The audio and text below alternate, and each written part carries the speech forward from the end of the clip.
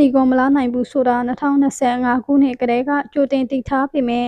မရှောင်လွဲနိုင်ခဲ့တဲ့တာယာဝတီတူလေးတက်တဲ့ဒီအပိုင်းမှာပေါ်ချလာတဲ့မော်ဘီတူလေးရဲ့တင်ကတော့အားလုံးကိုစိတ်မကောင်းဖြစ်သွားစေပါတယ်ဒုက္ခပေးမဲ့ရန်သူကအနည်းဆုံးမှရှိနေတာကိုမသိခဲ့တာကြောင့်တာယာဝတီတူလေးတက်တဲ့ဟာငငယ်ရွယ်ရွယ်နဲ့လွှင့်ကြည့်သွားခဲ့ရပါတယ်လူတိုင်းကိုစိတ်မကောင်းဖြစ်စေတာကတော့မတက်တဲ့ရဲ့နောက်ဆုံးရေးသားခဲ့တဲ့စာသားလေးဖြစ်ပါတယ်2025မှာရုန်းကန်ခဲ့တဲ့များ2026မှာအကောင်းဆုံးဖြစ်အောင်ကြိုးစားမယ်ဆိုပြီးတက်တဲ့တစ်ခုကိုမျှော်လင့်ချက်တွေအိမ်မက်တွေနဲ့ကြိုးစိုးဖို့ပြင်ဆင်နေတဲ့အမျိုးသမီးတစ်ယောက်ရဲ့ရည်မှန်းချက်တွေကတော့ပျောက်ပြစ်သွားခဲ့ရပါပြီရှင်မတဲတဲလို့ခေါ်တဲ့အမဟီမာဆိုတာချောမောလှပတဲ့သူတစ်ယောက်ဖြစ်လို့အရင်ကအိမ်တောင်ရှင်အလှမဲ့တစ်ယောက်ဖြစ်ခဲ့ဖူးပါတယ်ကလေးတွေအတွက်စိတ်ယုံမှာအလုတ်ဆင်းပြီးစူးစမ်းနေတဲ့အမေတစ်ယောက်မှာအပူအပင်တွေလည်းရှိခဲ့မှာပါချောမောတဲ့ရုပ်ရည်လေးကြောင့်မတဲတဲက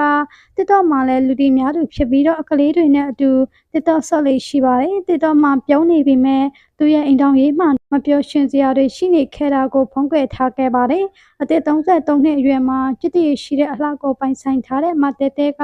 ဒီလိုဖြစ်တွေကိုကြုံတွေ့ရနိုင်တဲ့အကြောင်းကြိုတင်ပြီးတော့သိခဲ့ပါတယ်ပေတင်ဆရာတယောက်ကမတဲတဲကိုသူတစ်ပါးလက်ရှက်နဲ့ကူပြောင်းရရှင်ရှိတဲ့ဆိုပြီးတော့ကြိုတင်ဟောထားခဲ့တာက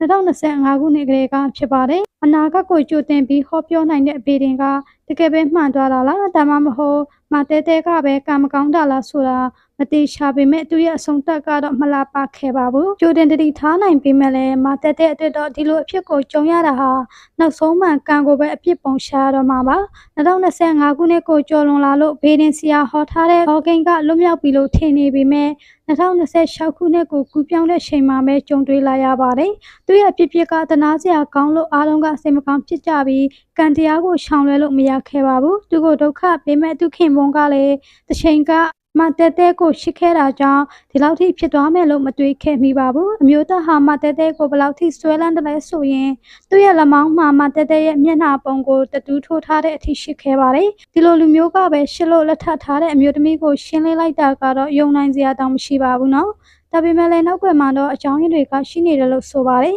ဂိမ်းပေါင်း900ကျော်ကြောင်းလုံးမိလောက်ရလုပ်လိုက်တာလားမတုံးတင်းတဲ့အရာတွေကိုတုံးပြီးစိတ်ဖောက်ပြန်တာလားငွေကြေးပြဿနာကြောင့်စကားများကြရင်းနဲ့ဒေါသအလျောက်လုံးမိတာလားဆိုတာကတော့တရားဥပဒေအရစစ်ဆေးပေါ်ပေါက်လာမှာပါဒါပေမဲ့တေချာတာတစ်ခုကတော့အရှက်ဆိုတဲ့ခေါင်းစဉ်အောက်ကပိုင်ဆိုင်လို့စိတ်လွန်ကဲမှုကလည်းကြောက်စရာကောင်းနေပါတယ်ဒီဖြစ်ရမှာ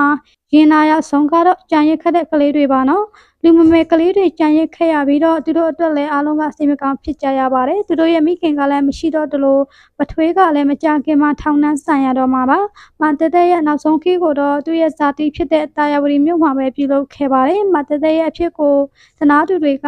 မထင်မှထားလောက်အောင်လိုက်ပို့ခဲ့ကြပါတယ်အိမ်တောင်ဘက်ရွေးချယ်တဲ့အခါမှာရုပ်ရည်ရှောမောတာဗဇက်ကရှစ်တယ်ပြောနေတာတွေထဲစိတ်ဓာတ်နဲ့အရှစ်ဇာတိကဘလောက်အရေးကြီးတယ်လဲဆိုတာပေါ်လွန်နေပါတယ်တတူးထိုးပြတိုင်းအရှစ်စစ်မဟုတ်တလို့တက်တက်လှုပ်ရှစ်ပြနေတိုင်းလဲစိတ်ချရတဲ့အတူတော့မဟုတ်ပါဘူးမတဲတဲက2026ခုနှစ်မှာကံကောင်းရှင်တွေကိုမျှော်လင့်ခဲ့ပေမဲ့မနစ်ပြန်ဆိုတာမတိချခဲ့ပါဘူးရှင်ဒါကြောင့်ရှိနေတဲ့အချိန်လေးမှရှစ်တဲ့သူတွေနဲ့အကောင်းဆုံးနေထိုင်သွားဖို့လိုအပ်တဲ့အကြောင်းသူဘဝနဲ့ယဉ်ပြီးတော့တည်တည်ပြသွားခဲ့ပါလေရှင်မတဲတဲလို့ခေါ်တဲ့အမဟိမန်တရားကောင်းမွန်ရာဘုံဘွားမှာရောက်ရှိပြီးကြံရစ်ခဲ့တဲ့ကလေးငယ်လေးလည်းလူကောင်းတူကောင်းတွေရဲ့ဆောက်ရှောက်မှုကိုရရှိပါစေလို့ဆုတောင်းပေးလိုက်ပါရရှင်။ယေရှုပေးတဲ့အတွက်လည်းအားလုံးကိုကျေးဇူးတင်ပါရှင်